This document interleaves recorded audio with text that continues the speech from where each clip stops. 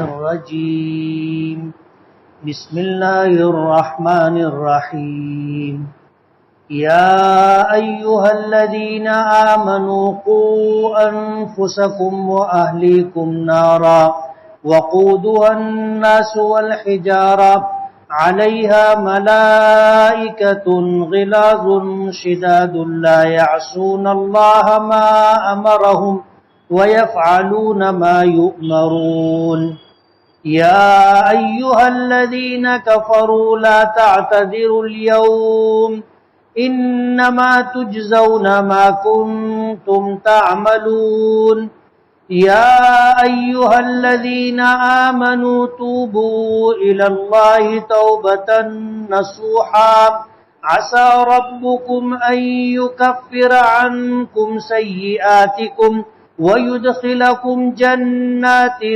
تجري من تحتها الأنهار يوم لا يخزي الله النبي والذين آمنوا معه نورهم يسعى بين أيديهم وبأيمانهم يقولون ربنا أتمم لنا نورنا واغفر لنا إنك على كل شيء قدير يا أيها النبي جاهد الكفار والمنافقين واغلظ عليهم ومأواهم جهنم وبئس المصير صدق الله العظيم سبحانك لا علم لنا إلا ما علمتنا إنك أنت العليم الحكيم رب اشرح لي صدري ويسر لي أمري واحلل عقدة من لساني يفقهوا قولي پناہ مانگتا ہوں میں اللہ تعالیٰ کی شیطان مردود سے.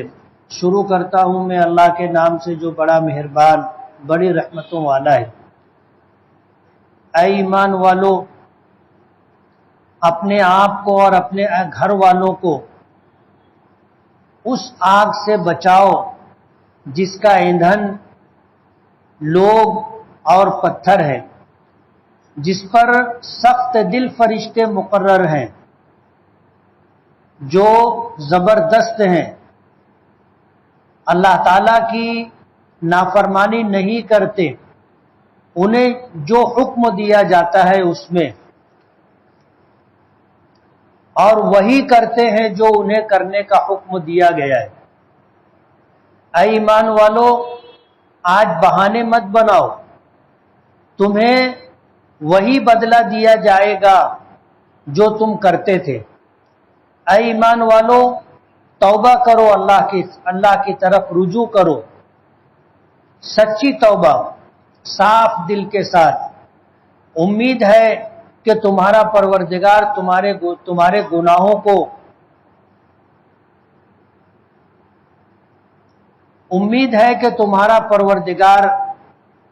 بدل دے تمہارے گناہوں کو نیکیوں سے اور داخل کرے تمہیں ایسے جنتوں میں جس کے نیچے سے نہریں بہتی ہیں.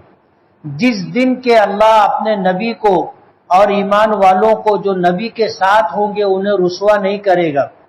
ان کے نور ان کے دائیں، ان کے آگے اور ان کے دائیں طرف ہوں گے اور وہ دعا کر رہے ہوں گے کہ ہمارے پروردگار ہماری روشنی اور نور کو مکمل کر دے اور ہمیں بخش دے.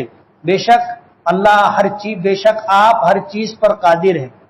اے نبی، آپ جہاد کرو کافروں کے ساتھ اور منافق دغا بازوں کے ساتھ اور سختی کرو ان پر، اور ان کا ٹھکانہ جہنم ہے اور وہ بہت برا ٹھکانہ ہے. یہ سورہ تحریم کی چند آیتیں ہیں جس کی تلاوت بھی آپ نے سنی، ترجمہ بھی آپ نے سنا. اللہ تعالیٰ نے اس میں ایمان والوں کو، کافروں کو اور منافقوں کو، تینوں کو مخاطب کیا ہے. کئی آیتیں ہیں. پہلی آیت کے اندر یہ ہے کہ ایمان والوں، اپنے آپ کو اور اپنے گھر والوں کو جہنم کی آگ سے بچاؤ. جہنم کی آگ ایسی آگ ہے جس کا ایندھن انسان اور پتھر ہے. آگ ہم لوگ دہکاتے ہیں، آگ لگتی ہے تو اس میں ایندھن ڈالنا پڑتا ہے.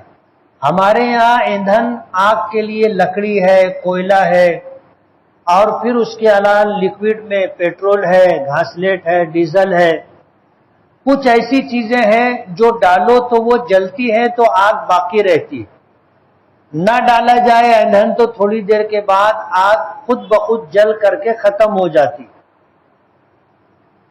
جہنم کی آگ دنیا کی آگ سے مختلف ہے، اور مختلف اس طرح ہے کہ اس کا ایندھن جو ہے انسان ہے، اس کا ایندھن پتھر ہے۔ ظاہر بات ہے دنیا کی آگ میں اگر انسانوں کو ڈالا جائے یا پتھر ڈالا جائے تو یہ اس کے ایندھن نہیں ہے، آگ باقی نہیں رہے گی، جلے گی نہیں، ختم ہو جائے گی۔ لیکن جہنم کی آگ کا ایندھن جو ہے انسان اور پتھر ہے۔ اللہ پاک ہر ایمان والے کو اس بات کا حکم دے رہے ہیں کہ اپنے آپ کو جہنم کی آگ سے بچاؤ، اور اسی پر بس نہیں ہے، ہر ایمان والے کی ذمہ داری ہے کہ اپنے گھر والوں کی بھی فکر کرے، ان کی اصلاح کرے، اپنے گھر والوں کو بھی جہنم میں جانے والے اعمال سے بچائے۔ صرف اپنی فکر کر لینا اور اپنے آپ کو جہنم کی آگ سے بچانے کی کوشش کرنا کافی نہیں ہے۔ کل قیامت کے دن ہماری بیوی، ہمارے بچے اور وہ جو ہمارے عیال میں تھے، یعنی ایسے لوگ جو بیوی بچے تو نہیں ہے، بھائی ہے، بہن ہے، جن کی سرپرستی ہم کرتے ہیں، جن کا خرچ ہم اٹھاتے ہیں اور جن کی نگہداشت ہم کرتے ہیں، ہماری ذمہ داری ہے کہ ان تمام لوگوں کی فکر کریں، ان کے ایمان کی، ان کے اعمال کی اصلاح کریں اور جہنم میں وہ نہ جائیں، اس بات کی ہم فکر کریں۔ ہر آدمی ذمہ دار ہے۔ نبی کریم صلی اللہ علیہ وسلم نے فرمایا الا کلکم راع، سن لو تم میں کا ہر شخص ذمہ دار ہے، وکلکم مسئول عن رعیتہ، اور تم میں سے ہر ایک سے پوچھ ہوگی اس کے اہل و عیال اور اس کی سرپرستی میں رہنے والوں کے بارے میں۔ اگر ہم نے صرف اپنی فکر کی کہ ہم تو ایمان کے تعلق سے اپنی فکر کر چکے، نمازوں کے تعلق سے ہم اہتمام کرتے ہیں، لیکن اپنے گھر والوں کی، اہل و عیال کی، بیوی بچوں کی فکر نہیں کرتے، کل قیامت کے دن ہم سے پوچھ ہوگی۔ ہم فجر کی نماز کے لیے اٹھے، نماز کے لیے آئے، ہم نے بیوی کو نہیں اٹھایا، ہم نے بچوں کو نہیں اٹھایا، اپنے گھر میں جو لوگ ہیں ہم نے ان کو نماز کے لیے نہیں اٹھایا، تو ہمارا تنہا نماز پڑھ لینا ہمارے لیے کافی نہیں ہوگا۔ کل قیامت کے دن ہم سے پوچھ ہوگی کہ تم جب نماز کے لیے جا رہے تھے تو تم نے نماز کے لیے اپنی بیوی کو، اپنے بیٹے کو، اپنی بیٹی کو، اپنی بہوؤں کو، اپنی سرپرستی میں جن کا خرچ تم اٹھا رہے تھے، جن کی سرپرستی تم کر رہے تھے، جن کے اچھے برے کاموں کے تعلق سے تم ذمہ دار تھے، تم نے ان کو نماز کے لیے کیوں نہیں اٹھایا تھا؟ پوچھوگی۔ یہی بات حضور نے فرمائی ہے اور تاکید کے ساتھ فرمائی ہے۔ عربی زبان میں الا یہ حرف تاکید ہے، جس کا ترجمہ یہ کیا جاتا ہے کہ سنو، الا کلکم راعٍ، سنو، سن لو، تم میں کا ہر شخص ذمہ دار، وَكُلُّكُمْ مَسْئُولٌ عَنْ رَعِيَّتِهِ، اور تم میں سے ہر ایک سے اس کی رعیت کے بارے میں، بیوی کے بارے میں، بچے کے بارے میں، بہوؤں کے بارے میں، اور گھر میں وہ لوگ جو تمہاری سرپرستی میں رہ رہے ہیں، ان تمام کے بارے میں تم سے پوچھ ہوگی، سوال کیا جائے گا۔ یہی بات اس آیت میں ہے کہ ایمان والو اپنے آپ کو بچاؤ، وَأَهْلِيكُمْ، اور اپنے گھر والوں کو بچاؤ، نارن، ایسی آگ سے، وقودها الناس والحجارہ، جس کا ایندھن لوگ اور پتھر ہیں، علیہا، اس آگ پر ایسے فرشتے مامور ہیں جو انتہائی سخت دل ہے، ملائکۃ غلاظ، سخت دل، شداد، بہت زبردست اور طاقتور ہے، لا یعصون اللہ ما امرہم، اللہ انہیں جس بات کا حکم دیتا ہے اس میں اللہ کی نافرمانی نہیں کرتے، یعنی ان کو ذرا بھی رحم اور ترس نہیں آئے گا ان لوگوں پر جن کو اللہ نے عذاب دینے کا حکم دیا ہے. ذرہ برابر رحم نہیں کریں گے، ذرہ برابر ترس نہیں کھائیں گے. اللہ نے عذاب کا حکم دیا ہے، اللہ کے حکم کی تعمیل کرتے ہوئے عذاب میں کوئی رعایت نہیں کریں گے. وَيَفْعَلُونَ مَا يُؤْمَرُونَ، اور یہ فرشتے ہیں ہی ایسے کہ وہی کرتے ہیں جو انہیں کرنے کا حکم دیا جاتا ہے. اس لیے اپنے گھر والوں کی اصلاح کی فکر کرنا ہر شخص کی ذمہ داری. صرف اپنے آپ کو سدھار لینا جنت میں جانے کے لیے کافی نہیں ہے. ہوتا یہ ہے کہ گھر کے ایک آدھ دو لوگ نماز پڑھتے ہیں، باقی پورا گھر بے نمازی رہتا ہے، اور کبھی انہیں گھر کا سرپرست نماز کے لیے، روزے کے لیے، اللہ کے احکامات کے لیے روکتا ٹوکتا نہیں ہے، اسے سمجھاتا بجھاتا نہیں ہے، اللہ کے احکامات کی تعمیل پر اور برائیوں سے رکنے پر اسے آمادہ نہیں کرتا. نبی کریم صلی اللہ علیہ وسلم آخری نبی، اور نبیوں کی جو ذمہ داری تھی، اب آپ کے بعد کوئی نبی نہیں آ رہا ہے، تو یہ ذمہ داری اس امت کے ہر فرد کی ہے کہ وہ اپنی اور اپنے گھر والوں کی فکر کرے.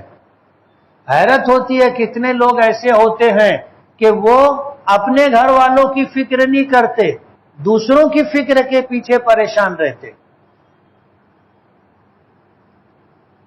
دوسروں کو سنوارنے کی، سدھارنے کی، سمجھانے کی کوشش کرتے ہیں، اور گھر کے لوگ بے لین ہیں، گھر کے لوگ بے نمازی ہیں، ان کی فکر نہیں ہے، چراغ تلے اندھیرا رہتا ہے. آپ یقین مانیے، آپ اگر اپنے گھر کی فکر کر لیں تو آپ اپنی ذمہ داری پوری کر لیں. ہم میں کا ہر شخص اپنے گھر کی فکر کر لے اور اصلاح کر لے، پورا شہر سنور جائے گا. لیکن ہوتا یہ ہے کہ ہم لوگ اپنی فکر کرتے ہیں، اپنے علاوہ کسی کی فکر نہیں کرتے. اس لیے سب سے پہلی ذمہ داری اپنی اور اپنے ساتھ اپنے گھر والوں کی اصلاح کی. دوسری آیت میں اللہ پاک نے فرمایا، یا ایھا الذین کفروا، اے کافرو، اللہ کی ربوبیت، الوہیت، عبودیت، انبیاء کرام کی رسالت، جنت و جہنم کے برحق ہونے، قرآن کریم کے کتاب الہی ہونے، اور اچھی بری تقدیر، اس کے نہ ماننے والے، انکار کرنے والوں کو کافر کہا جاتا ہے. اللہ پاک ان کو کہتے ہیں کہ اے کافرو لا تعتذروا اليوم، کل قیامت کے دن ان سے کہا جائے گا آج کوئی ہیلا بہانہ مت کرو،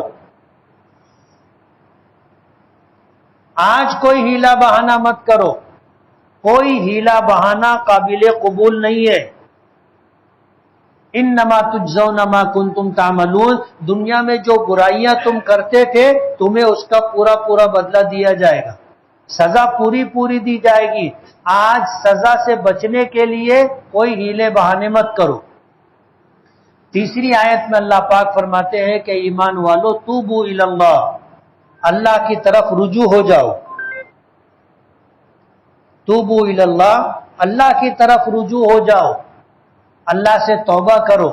توبۃ نصوحا، سچے دل سے توبہ کرو، صاف دل سے توبہ کرو. توبہ کا لفظ ہے، اور توبہ کس کو کہتے ہیں یہ سمجھنا ضروری ہے.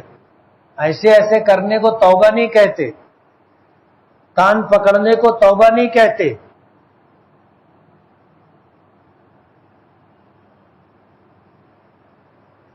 توبہ نام ہے اللہ کی طرف رجوع ہونے کا.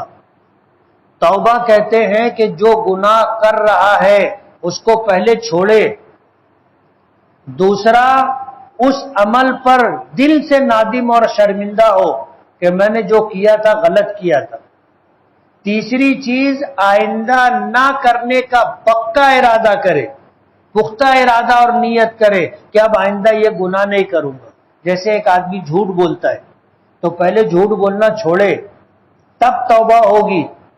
اگر جھوٹ بولنا نہیں چھوڑ رہا ہے اور توبہ کر رہا ہے تو یہ توبہ نہیں ہے، یہ اپنے آپ کو دھوکہ دے رہا ہے. اللہ کو تو دھوکہ نہیں دے سکتے. اپنے آپ کو دھوکہ دے رہا ہے، غیبت کر رہا ہے، اب توبہ کر رہا ہے تو پہلے غیبت کرنا چھوڑے، چوری کرتا ہو پہلے چوری کرنا چھوڑے، شراب پیتا تھا پہلے شراب پینا چھوڑے، زنا کرتا تھا پہلے زنا کرنا چھوڑے، بندوں کا حق ضائع کیا پہلے حق ادا کرے، بھائی بہنوں کا حق ادا نہیں کیا پہلے حق ادا کرے۔ توبہ دو معاملوں میں ہوتی ہے، ایک حقوق اللہ میں، اللہ کے حق میں، جیسے چوری کیا، زنا کیا، چوری کیا، غیبت کیا، جھوٹ بولا، پہلے یہ گناہ چھوڑ دے، پھر اللہ سے اس پر نادم اور شرمندہ ہو کر کے توبہ کرے اور آئندہ نہ کرنے کا عزم اور ارادے کا اظہار کرے، یہ ہے توبہ، یہ حقوق اللہ میں ہے۔ اور حقوق العباد میں اگر کسی پر ظلم کیا تھا، کسی کو مارا ٹھوکا تھا، کسی کا مال ہڑپ کیا تھا، کسی کے ساتھ دھوکہ کیا تھا، تو پہلے اس سے معافی مانگے، اس کا حق ادا کرے۔ اگر مالی حق ہے تو پہلے مال دے کر حق ادا کرے، اور اگر اس کو مارا تھا، اس کے خلاف سازش اور پلاننگ کی تھی، اس کو نقصان پہنچانے کی کوشش کی تھی، تو اس سے جا کر کے پہلے معافی مانگے، اور ایسا آئندہ نہیں کرے گا، نادم اور شرمندہ ہو کر کے اللہ سے اس بات کا اظہار کرے، معافی مانگے۔ یعنی دونوں سے معافی مانگنی پڑے گی، پہلے بندے سے معافی مانگے، مالی حق ہے تو اس کو ادا کرے، اس کے بعد اللہ سے معافی مانگے اور آئندہ ایسا نہ کرنے کا عزم و ارادہ کرے، اور اپنے اس عمل پر نادم اور شرمندہ ہو، تو یہ ہے توبہ۔ حقوق اللہ میں گناہ چھوڑ دینا ہے، شرمندہ ہونا ہے، آئندہ نہ کرنے کا اللہ سے عزم و ارادہ کرنا ہے، معافی مانگنا ہے، یہ حقوق اللہ میں۔ اور حقوق العباد میں اگر مالی طور پر حق ضائع کیا تھا تو پہلے مال ادا کرے، اس کے بغیر اللہ توبہ قبول نہیں کرے گا۔ کل قیامت کے دن جو لوگ بندوں کا حق ضائع کر کے وہاں پہنچیں گے، اللہ معاف نہیں کرے گا جب تک بندہ معاف نہیں کرے گا۔ اور وہاں پر کون نیکی لینے سے پیچھے رہے گا؟ ہر آدمی کو نیکی کی ضرورت ہوگی۔ جس نے بندوں کا حق ضائع کیا تھا، کل قیامت کے دن اللہ کی بارگاہ میں کھڑا ہوگا، تو جن جن لوگوں کا حق اس کے ذمے ہوگا اللہ ادا کروائے گا۔ حدیث پاک میں آتا ہے، نبی کریم صلی اللہ علیہ وسلم نے پوچھا، بتاؤ میری امت کا مفلس شخص کون ہے؟ مفلس۔ صحابہ کرام نے کہا کہ اللہ کے رسول، جس کے پاس گھر نہ ہو، سواری نہ ہو، جس کے پاس پیسہ نہ ہو، وہ مفلس۔ حضور نے فرمایا کہ نہیں، میری امت کا مفلس شخص وہ ہوگا کہ کل قیامت کے دن جب اللہ کی بارگاہ میں پہنچے گا تو نیکیوں کے انبار لے کر کے آئے گا، نیکیوں کے انبار لے کر کے آئے گا، لیکن دنیا میں بندوں کا حق ضائع کیا تھا، دنیا میں بندوں کا حق ضائع کیا تھا، تو پھر ہوگا یہ کہ ہر حقدار آئے گا، اپنے حق کا مطالبہ کرے گا، جس کا جتنا حق ہوگا اس کی نیکیوں میں سے اتنی نیکی لے کر کے حقدار کو دے دی جائے گی۔ ظاہر بات ہے وہاں پیسہ تو چلے گا نہیں، وہاں پیسہ نہیں چلے گا، اور کسی کے پاس پیسہ رہے گا بھی نہیں، نہ دینے کے لیے ہوگا، اور اگر کسی کو دیا جائے تو وہ لے گا بھی نہیں۔ جو نوٹ اپنے یہاں بند ہو گئی ہے، آج اگر کوئی تم کو دے تو تم لوگے؟ کسی کام کے نہیں ہے وہ۔ تو دنیا کے جو درہم و دینار ہے، روپیے پیسے ہیں، یہی کے لیے ہیں، یہ یہاں کا سکہ ہے، وہاں کا سکہ نہیں ہے، وہاں کا سکہ تو نیکیاں ہے، حقدار آئیں گے تو ان کو نیکیاں دینی پڑیں گی۔ علماء نے لکھا ہے کہ 3 پیسے کے بدلے میں 700 مقبول نمازیں دینی پڑیں گی۔ کتنے کے بدلے میں؟ بولو نا، 3 پیسے یعنی 1 دھبو کے بدلے میں 700 مقبول نمازیں دینی پڑیں گی۔ اب ظاہر بات ہے جن کا حق باقی ہے وہ آئیں گے، اپنا حق مانگیں گے، اللہ انصاف کرے گا، اس کی نیکیاں لے کر اس کو دے دیں گے۔ ایک وقت آئے گا کہ حقدار آتے رہیں گے، نیکیاں لیتے رہیں گے، اس کے پاس نیکی ختم ہو جائے گی، حقدار باقی رہ جائیں گے، کھڑے رہیں گے۔ حضور نے فرمایا اب جو حقدار تھا اس کے نام اعمال میں جو گناہ تھے وہ گناہ اس کے حق کے بقدر نکال کر اس کے نام اعمال سے اس کے نام اعمال میں ڈال دیے جائیں۔ اب ظاہر بات ہے اب اس کی تباہی و بربادی میں، اس کی ناکامی اور خسران میں کیا شبہ ہے کہ اس کے پاس بچا کچھ نہیں، سب حقداروں نے لے لیا، اور جن کو نیکی نہیں ملی ان کے گناہ اس کے نام اعمال میں ڈال دیے۔ علماء نے لکھا ہے کہ اس نے دنیا میں شراب نہیں پی تھی، شراب پینے کا گناہ اس کے نام اعمال میں آئے گا۔ جوا نہیں کھیلا تھا، جوا کھیلنے کا گناہ، زنا نہیں کیا تھا، زنا کرنے کا گناہ، ایسے گناہ اس کے نام اعمال میں ڈال دیے جائیں۔ حضور نے فرمایا میری امت کا مفلس آدمی یہ ہوگا۔ اس لیے موت برحق ہے، کوئی ہمیشہ رہنے والا نہیں ہے، اور دنیا میں جو کچھ ہے سب یہیں رہ جائے گا، ایک پیسہ بھی آپ کے ساتھ جائے گا نہیں۔ قبر میں تجوری نہیں رہتی اور کفن میں جیب نہیں رہتا، آدمی دنیا سے گیا تو خالی ہاتھ جائے گا۔ اس لیے اپنی دنیا بنانے کے لیے آخرت برباد نہیں کرنے کا، حالات اچھے ہوں برے ہوں، دنیا بنانے کے لیے آخرت برباد نہیں کرنے کا۔ بھوکے رہ جائیں چلے گا، کپڑے سستے پہن لے چلے گا، بغیر سواری کے رہ جائیں چلے گا، جھوپڑی میں زندگی گزار لے چلے گا، لیکن کسی بندے کا حق کبھی نہیں مارنا، ورنہ آخرت تباہ و برباد ہو جائے گی۔ اور حقوق العباد میں اللہ بھی بندے کی توبہ قبول نہیں کرتا جب تک کہ بندے کا حق ادا نہ کیا جائے، جب تک بندے سے معافی نہ مانگی جائے۔ اور بندوں کا حق ادا کرنے کی آپ نیت کر لو کہ میں دوں گا، نیت سچی ہوگی اللہ آپ کی مدد کرے گا، ادائیگی آسان ہو جائے گی۔ آپ کے ذمے مالی حق نہیں ہے، لیکن آپ نے کسی کو گالی دی تھی، کسی کی غیبت کی تھی، کسی کو سازش کر کے نقصان پہنچانے کا پلان بنایا تھا، ایسے لوگوں کو آپ جا کر کے معافی مانگ لو کہ مجھ سے آپ کے تعلق سے کچھ اس طرح کی باتیں ہو گئی ہیں کہ جو آپ کی حق تلفی ہے، میں اس کے لیے معافی مانگنے کے لیے آیا ہوں، مجھے اللہ کے لیے معاف کر دیں۔ ناک نہیں کٹتی، آج تک کسی کی ناک کٹتے ہوئے دیکھا ہے؟ اس کے برعکس حضور نے فرمایا من تواضع للہ رفعہ اللہ، کہ جو اللہ کے لیے تواضع، چھوٹا بننا، کسر نفسی اختیار کرتا ہے، اللہ اس کو سربلندی عطا کرتا ہے۔ یعنی ناک نہیں کٹتی، ناک اونچی ہو جاتی ہے، آدمی ذلیل نہیں ہوتا، اللہ عزت عطا کرتا ہے۔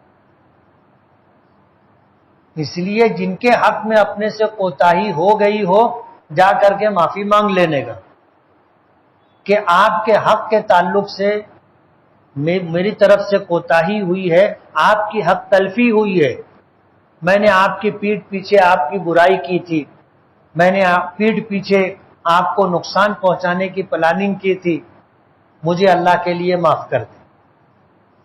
معافی مانگنے سے نہ آدمی چھوٹا ہوتا ہے اور نہ ناک کٹتی ہے اور نہ ذلیل ہوتا ہے، اللہ عزت دیتا ہے۔ تو حقوق اللہ میں توبہ یہ ہے کہ پہلے گناہ چھوڑ دے، پھر شرمندہ و نادم ہو کر کے اللہ سے معافی مانگے اور آئندہ نہ کرنے کا عزم و ارادہ کرے، اور حقوق العباد میں پہلے بندوں کا حق ادا کرے، اگر مالی لین دین ہے تو کلیئر کرے، اگر اس کے پیٹھ پیچھے اس کی برائی کی، غیبت کی، اس کے اوپر تہمت رکھی، اس کو الزام لگایا، اس سے جا کر کے معافی مانگے، پھر شرمندہ ہو کر اللہ سے معافی مانگے اور آئندہ ایسا نہ کرنے کا عزم و ارادہ کرے، تب جا کر کے توبہ ہوگی اور قبول ہوگی، ورنہ یہ اپنے آپ کو دھوکہ دینا ہے۔ اگر تم نے اللہ سے توبہ کی سچے دل سے، اللہ تمہارے گناہوں کو نیکیوں سے بدل دے گا اور ایسی جنتوں میں داخل کرے گا جس کے نیچے سے نہریں بہیں گی، اور قیامت کے دن اللہ تعالی اپنے نبی کو اور نبی کے ماننے والوں کو رسوا نہیں کرے گا، عزت دے گا، سربلندی عطا کرے گا، سرخ روئی عطا کرے گا۔ اور یہ لوگ جو ہوں گے، ایسے لوگ، ان کے لیے اللہ نور عطا کرے گا، ان کو جو ان کو چاروں طرف سے روشنی میں ان کو لیے ہوں گے، پل صراط پر ہوں گے، روشنی ان کے ساتھ ہوگی، جنت کی طرف چل رہے ہوں گے، روشنی ساتھ میں ہوگی، جب تک جنت میں داخل نہیں ہو جائیں گے وہاں تک یہ نور اور یہ روشنی ان کے ساتھ ہوگی۔ اور جو منافقین اور کافرین ہوں گے وہ اندھیرے میں ہوں گے، ان کو کچھ سجائی نہیں دے گا، پل صراط پر آئیں گے، کٹیں گے اور جہنم میں گر جائیں گے۔ قرآن کریم میں آتا ہے کہ یہ جن کے پاس نور دیکھیں گے تو ان کو بولیں گے تھوڑا رکو، ہمیں بھی اپنے روشنی میں ساتھ میں لے کے چلو، تو فرشتے کہیں گے یہاں یہ سب کچھ نہیں ہوتا، ہر ایک کا نور اس کے کام آئے گا، دوسرے کو نہیں۔ دنیا میں گناہ کرتے تھے اور گناہوں کی تاریکیوں میں رہتے تھے، تو آج یہاں تاریکی تمہارا مقدر ہے، اندھیرا تمہارا مقدر ہے۔ ایمان والے دعا کریں گے ربنا اتمم لنا نورنا، اے ہمارے پروردگار ہمارے نور کو مکمل کر دے، وغفر لنا، اور ہمیں بخش دے، بے شک آپ ہر چیز پر قادر ہیں۔ چوتھی آیت میں اللہ پاک نے اپنے نبی کو خطاب کیا ہے کہ یا ایھا النبی، اے نبی، جاہد الکفار، کفار کے ساتھ جہاد کرو،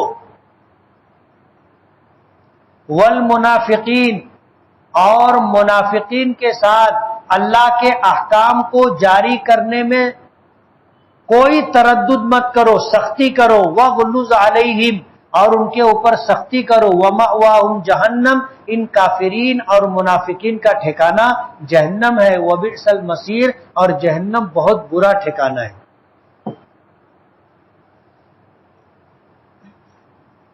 فجر کی نماز کے واسطے آنکھ نہیں کھلتی، کچھ عمل بتائیے۔ یہ اپنی کوتاہی ہے،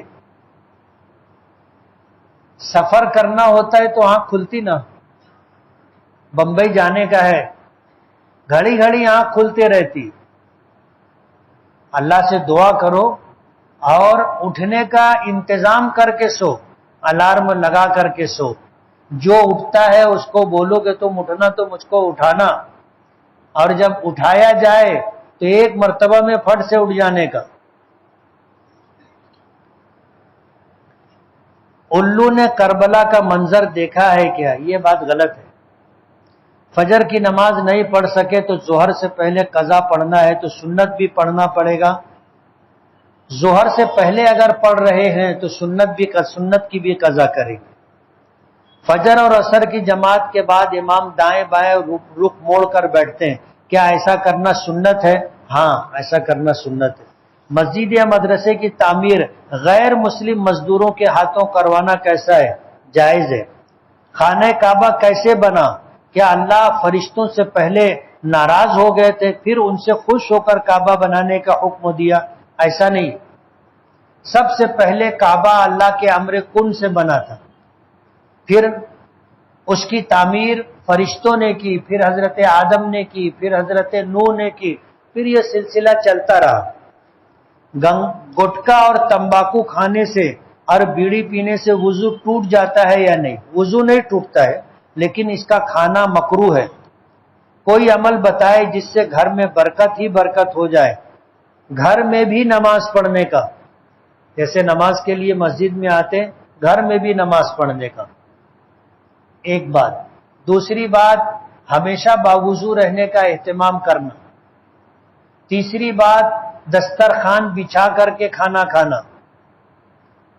کھانا کھانے سے پہلے ہاتھ دونوں گٹوں سمیت دھونا، ایسے نہیں دھونے کا، ایسے دھونے کا پورا، چاہے ہاتھ صاف ہو۔ ابھی جیسے ظہر کی نماز پڑھ کر ہم مسجد سے گئے، ہاتھ صاف رہتا ہے، مسجد سے سیدھے گھر گئے، ہاتھ صاف ہے، لیکن ہاتھ دھونا سنت ہے۔ ہاتھ صفائی کے لیے نہیں دھویا جاتا، ہاتھ سنت کی ادائیگی کے لیے دھویا جاتا ہے۔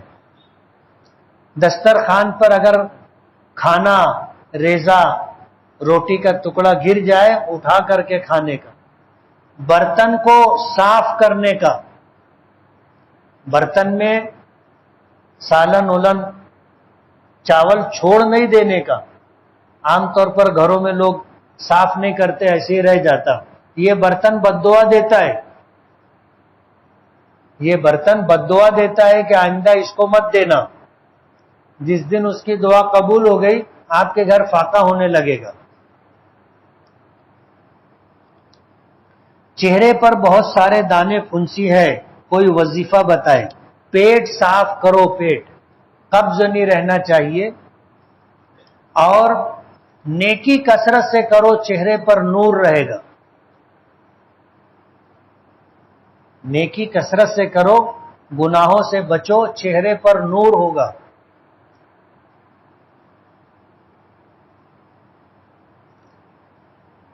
مفتی صاحب، کیا ہمارے آقا 3 دن کا باسی کھانا کھائے ہیں؟ اتنا رہتا ہی نہیں تھا کہ بچا کے رکھیں اور وہ باسی ہو، سمجھ رہے ہو؟ جو رہتا تھا ختم ہو جاتا تھا، پیٹ بھر کھانا نصیب نہیں ہوتا تھا۔ حدیث پاک میں آتا ہے کہ حضور پاک صلی اللہ علیہ وسلم نے ایک دن میں 2 وقت پیٹ بھر کھانا نہیں کھایا۔ میں حفظ کر رہا ہوں، اس سال حفظ مکمل ہو جائے گا، لیکن ہر وقت ٹینشن رہتا ہے کہ اس کو باقی کیسے رکھوں گا۔ روزانہ 3 پارہ قرآن کریم دیکھ کر کے پڑھو، حافظ بنے تو پورا یاد ہو گیا، اب یہ حفظ یاد رہے، روزانہ 3 پارہ دیکھ کے پڑھنے کا، اور اللہ توفیق دے پارہ آدھا پارہ جو ہو نماز کے اندر پڑھنے کا، انشاءاللہ کبھی بھولیں گے نہیں۔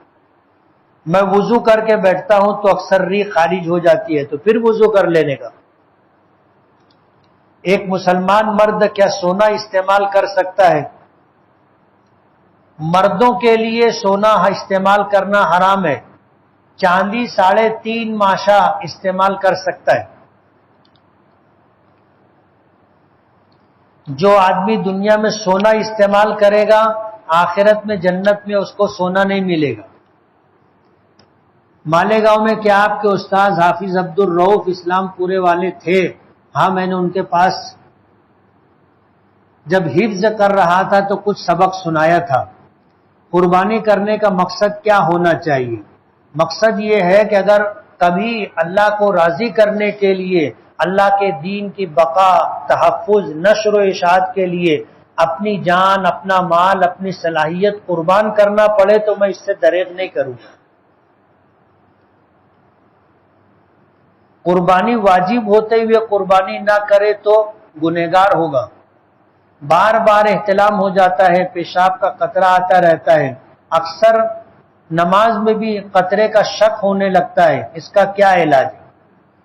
احتلام ہو تو غسل کرنے کا، پیشاب کا قطرہ نکلے تو وضو کرنے کا، اور نماز میں اگر اس طرح کا شک ہو اور کپڑے وغیرہ پر گیلا پن نہ لگے، نہ دکھے، تو یہ صرف شک ہے، اس سے ذہن جھٹک دینے کا، اس سے وضو ٹوٹتا نہیں ہے، نماز نہیں ٹوٹتی۔ جو شخص مکے یا مدینے میں عید الفطر کا چاند دیکھ کر عید منائے، کیا ایسے شخص پر حج فرض ہو گیا؟ کچھ لوگوں میں ایسی بات عام ہے۔ حج فرض ہونے کے لیے 2 سبب ہے۔ ایک سبب یہ ہے کہ اس کے پاس مالی اعتبار سے استطاعت ہو، یعنی جہاں رہتا ہے وہاں سے حج کرنے جانے تک آنے تک پورا خرچہ اس کے پاس ہو، کسی کا مقروض نہ ہو، کسی کا حق اس کے ذمے باقی نہ ہو، اور سب کچھ کر کرا کے اتنا پیسہ ہو کہ وہ حج کرنے جا سکتا ہے، آ سکتا ہے، اور جتنے دن نہیں رہا گھر پر تو گھر والوں کے خرچے کا انتظام کر سکتا ہو، تو اس پر حج فرض ہے۔ دوسرا فرض کا سبب یہ ہے کہ آدمی حج کے مہینوں میں یعنی شوال، ذوالقعدہ اور ذی الحجہ کے 10 دن، 2 مہینے 10 دن میں وہ اللہ کا گھر اپنی آنکھ سے دیکھ لے۔ اب ظاہر بات ہے جو آدمی عید کا چاند وہاں دیکھا، عید کا پہلا دن ہے جس دن عید منائی جاتی ہے، اب اگر اس نے اللہ کا گھر دیکھ لیا تو اس پر حج فرض ہو گیا، لیکن اس حج کی فرضیت کے لیے ایک شرط ہے کہ حج تک وہاں رکنے میں کوئی دقت نہ ہو۔ آج سعودی حکومت رکنے نہیں دیتی، آج سعودی حکومت رکنے نہیں دیتی، جب اس کو رکنے نہیں دیتی تو اس پہ حج فرض نہیں ہوگا۔ زید اپنے مکان کے تعلق سے پریشان ہے، بیماری اور پریشانیوں کا شکار ہے، 2-3 جھاڑ پھونک کرنے والے کو بلایا تو انہوں نے بتایا کہ گھر فروخت کر دے جلدی سے، تو کیا بیماریوں اور پریشانیوں کا رہائش کی جگہ سے تعلق ہے اور جگہ تبدیل کرنے سے راحت ملے گی؟ کیا ایسا کرنا چاہیے؟ حضور نے فرمایا ہے کہ 3 چیزوں میں نحوست ہو سکتی ہے، 3 چیزوں میں نحوست ہو سکتی ہے، اور بعض علماء نے کہا کہ اگر نحوست ہوتی تو 3 چیزوں میں ہوتی، بیوی میں، گھر میں اور سواری میں۔ اب ظاہر بات ہے کہ نحوست ہے کہ نہیں ہے، شادی کرے گا بیوی آئے گی تو معلوم پڑے گا، گھر لے گا گھر میں رہے گا تو معلوم پڑے گا، سواری خریدے گا سواری پر سفر کرے گا تو معلوم پڑے گا، تجربے سے یہ بات معلوم ہوتی ہے۔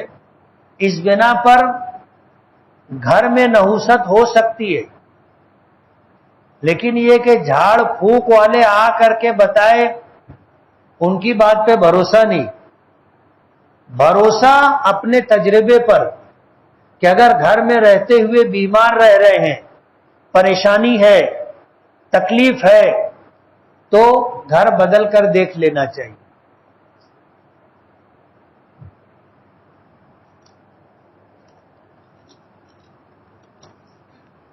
شیئر مارکیٹ پر پیسہ لگانا جائز ہے یا نہیں؟ شیئر کہتے ہیں پارٹنرشپ کو، پارٹنرشپ کو۔ اب جس چیز میں آپ پارٹنر بن رہے ہو وہ کاروبار اگر جائز ہے تو پارٹنر بننا بھی جائز ہے، اگر وہ کاروبار ناجائز ہے تو پارٹنر بننا بھی ناجائز ہے۔ عورتیں ماہواری آنے سے پہلے کپڑا لگا لیں تو کیا نماز ہو سکتی ہے؟ جو کپڑا استعمال کرے گی لگائے گی وہ کپڑا اگر پاک ہے تو نماز ہو جائے گی۔